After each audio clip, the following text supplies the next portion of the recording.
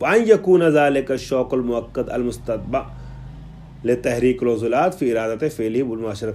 اور جب انسان کے اندر ارادہ پیدا ہو جاتا ہے تو اس کے عضلات جسمانی جو ہیں اس میں حرکت آتی ہے، تحرک آتا ہے، تاکہ اس ارادے کو فعلی کرے، عملی کرے بالمباشرت، خود مستقیم طور پہ، او المستتبع للامر المستتبع الامر عبیدہ بہی فیما لا ارادہ لا کذالک، یا تو پھر خود اس کام کو انجام دے مباشرتاً، یا پھر اپنے عبد کو، اپنی وزراء کو، اپنے اراکین کیا نام ہے کابینہ کو، اپنے ماتحت افراد کو حکم دے کہ اس کام کو انجام دو. یعنی جب خواہش پیدا ہو جاتی ہے، ارادہ آ جاتا ہے دل کے اندر نا، تو انسان کو پھر وہ ارادہ ابھارتا ہے اس چیز کی طرف کہ اس کام کو یا خود مباشرتاً اقدام کرے انجام دے، یا کسی کے ذریعے سے انجام دلوائے. ٹھیک ہے. مسمى بالطلب والارادات، اس کو جو ہے کیا کہا جاتا ہے؟ کبھی ارادے کے نام سے پکارا جاتا ہے، کبھی طلب کے نام سے پکارا جاتا ہے. کما یعبر، یہ یعبر ہے کہ یعب ہے آپ کے ہاں؟ یہ عین بے یعبر ہے. عین بے رے ہے نا؟ ہاں ہمارے ہاں رے نہیں ہے ٹائپ میں. تو ہماری اس میں کتاب جو نا کئی بار بڑی مشکل ہو جاتی ہے ہمارے ساتھ، چونکہ ہم نے PDF جو ہے اس سے پرنٹ کروایا ہے، جو میرے پاس کتاب یہاں انڈیا میں ہے نہیں کفایہ، اس ٹائم ہاتھ میں اویلیبل نہیں ہے، اور ہماری کتاب بھی وہیں چھوٹی ہوئی ہے وطن میں. تو نتیجہ یہ ہوتا ہے کہ جو ہم نے انٹرنیٹ سے نکالا اس میں اتنی غلط پرنٹنگ آئی ہوئی ہے نا کہ ان جو ہے وہ انا ہو جاتا ہے. جی اپنی کتاب سے جو ہماری کتاب ہے، ہماری جو بحث چل رہی ہے اپنی کتاب کی، اس کی موبائل سے اسکین کر کے PDF بنا کے ہم آپ کو بھیج دیں. نہیں ابھی فی الحال چھوڑ دیا، ابھی فی الحال چل رہا ہے، جیسے ابھی فی الحال چل رہا ہے، دیکھتے ہیں آگے ابھی جو نکال رہا ہے، اگر نئی پرنٹ نکلوانا ہو تو اس کے لیے ہم آپ سے کہیں گے. تو میں عرض کر رہا تھا کہ اس میں یعب ہے وہ یعبر ہو جائے گا.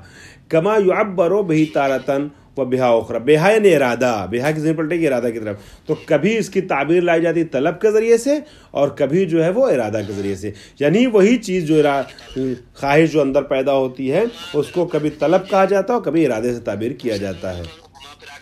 ہاں وہی بات آ جاتی ہے. کما لا یخفا، یہ فرماتے ہیں کہ یہ چیز بہت زیادہ ایسی نہیں کہ جس پہ زیادہ تعامل کیا جائے اور غیر مفہوم چیز ہو، غور کیا جائے تو یہ چیز آسانی سمجھ میں آ جائے گی، مخفی نہیں ہے.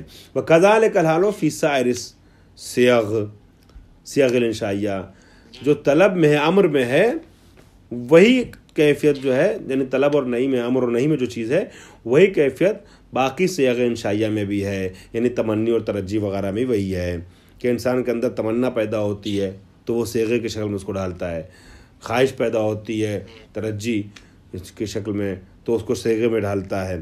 ٹھیک ہے. یا خبر اگر بیان کرنا ہوتا ہے تب بھی اگر کہنا ہے کہ مثلا فیض عالم، ہمیں اگر یہ کہنا ہوگا، خواہش پیدا ہوگی پہلے تو ہم کہیں گے فیض عالم ہے. ٹھیک ہے. خبر ہے، جملہ خبریہ، تب بھی ایک خواہش ہے جو لفظ میں ڈھل رہی ہے. ٹھیک ہے. والجمل الخبریہ فإنه لا يكون غیر الصفات المعروفۃ القائمۃ بالنفس. اب وہ چیزیں کہ جس کے نتیجے میں یہ صیغہ انشائیہ آ رہا ہے سامنے، صیغہ خبریہ آ رہی، جملہ خبریہ سامنے آ رہا ہے، وہ چیز، وہ جو قائم بالنفس ایک ارادہ ہے، خواہش ہے، اس کے علاوہ کچھ بھی نہیں ہے. خواہش ہے اندر، نفس کے اندر، تب ہم نے کہا فیض عالمون. خواہش ہے نفس کے اندر، تب ہم نے کہا کہ لیت الشباب یعودنا. خواہش ہے اندر، تب ہم نے کہا ایتنی بالماء. ٹھیک ہے. تو جو بھی ہم کہہ رہے ہیں وہ سب کسی نہ کسی ارادے کی بنیاد پہ کہہ رہے ہیں، وہ ارادہ قائم بالنفس ہے. خوب. اب وہ چیزیں کیا ہو سکتی ہیں؟ مثال کے طور پہ من الترجی والتمنی والعلم الی غیر ذالک. ضروری نہیں ہے کہ وہ صرف اور صرف طلب، یعنی اس میں امر اور نہیں میں ہو، بلکہ تمنی، ترجی وغیرہ میں بھی ایسا ہو سکتا ہے کہ خواہش سے سرچشمہ پائیں چیزیں. خوب. صفت کہہ رہے ہیں کہ اب یہ جملہ، یہ صفاتن جو ہے نا، یہ اس کا اسم لا یکونو کا، لا یکونو غیر الصفات. یا اگر آپ غیر کو اسم بنا سکتے تو کہیں گے صفتن، یہ اس کی خبر ہے، یہ یکونا سے مرتبط ہو رہا ہے، یہ صفتن اخرى. لا یکون فإنہ لا یکون غیر الصفات المعروفۃ القائمۃ بالنفس فلاں فلاں فلاں صفات اخری کانت قائمۃ بالناس.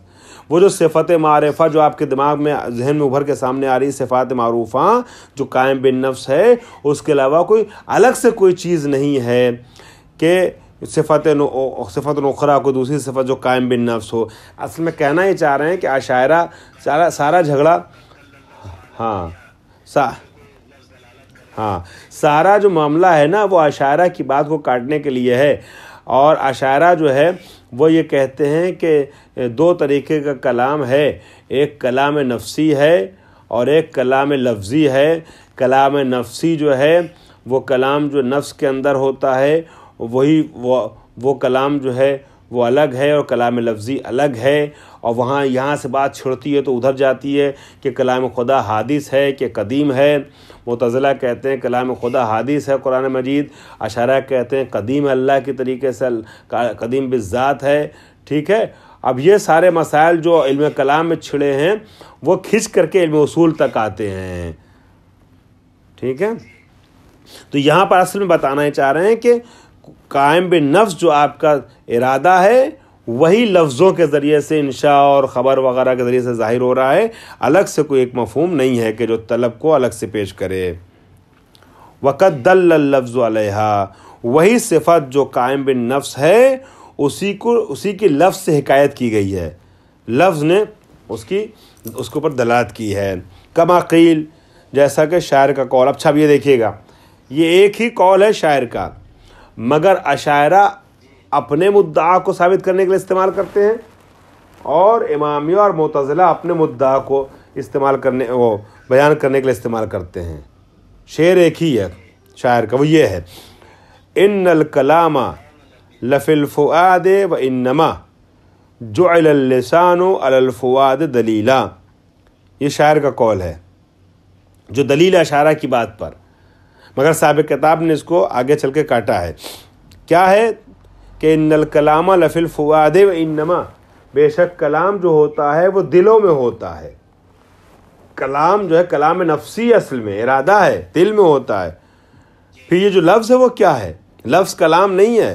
جو علی اللسان والفؤاد دلیلا، یہ جو ہے جیسے مثال کے طور پہ آپ گھنٹی کی آواز سنتے ہیں نا، بیل ڈور جب بجتی ہے دق الباب ہوتا ہے، تو یہ آواز جو ہے نا یہ آپ کو لے جاتی ہے مدلول تک جو دروازے پہ کھڑا ہوا ہے. تو اصل آپ کو بلانے والی گھنٹی نہیں ہے، یہ آواز نہیں، اصل بلانے والا کوئی اور ہے جو باہر کھڑا ہوا ہے. یہ گھنٹی یا اس کی آواز دال ہے اس مدلول کے اوپر. اسی طریقے سے کہہ رہے ہیں کہ اصل جو ہے وہ کلام ہے جو اندر ہے، کلام نفسی دلوں میں. فؤاد کہتے ہیں دلوں کو نا، افئدہ فؤاد. ٹھیک ہے. یہ جو زبان ہے جو علی اللسان والفؤاد دلیلان، زبان کو دلیل قرار دیا گیا ہے، دال بنایا گیا ہے فؤاد کے اوپر. ٹھیک ہے. تو یہاں سے اشاعرہ اپنی بات لیتے ہیں.